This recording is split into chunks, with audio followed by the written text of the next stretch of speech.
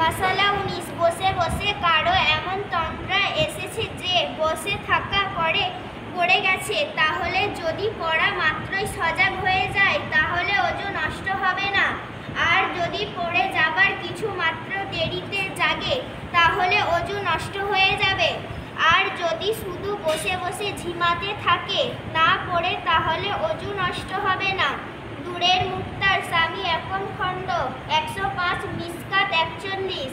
মাসালা 20 অল্প সময়ের জন্য হুঁশ হারা বা পাগল হলে অজু নষ্ট হয়ে যাবে।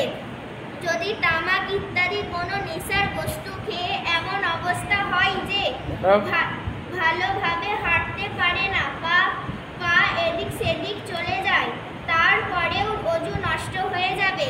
দূরের মুক্তার স্বামী একম খণ্ড 106 আলমগীরি একম খণ্ড 12। মাসালা 21 নিজেও শব্দ শুনতে পায় এবং পাশের লোকেও শব্দ শুনতে পায়। নামাজের মধ্যে এমন ভাবে হাসলে অর্থাৎ অট্টহাসি দিলে অজু নষ্ট হবে এবং নামাজেও নষ্ট হয়ে যাবে। আর যদি হাসি এমন হয় যাতে নিজেও শব্দ শুনে এবং অতি নিকটে যদি কেউ থাকে সেও শুনতে পায়, কিন্তু পাশের লোকেরা সাধারণত শুনতে না পায়, তাহলে তাতে নামাজ নষ্ট হবে, অজু নষ্ট হবে না। আর যদি হাসতে শব্দ মোটেও না হয়, শুধু ঠোঁট ফাঁক হয়ে দাঁত বের হয়, তাহলে তাতে অজু নষ্ট হবে না, নামাজও নষ্ট হবে না। নাবালেগ ছেলে বা মেয়ে অট্টহাসি হাসলেও তার অজু নষ্ট হবে না।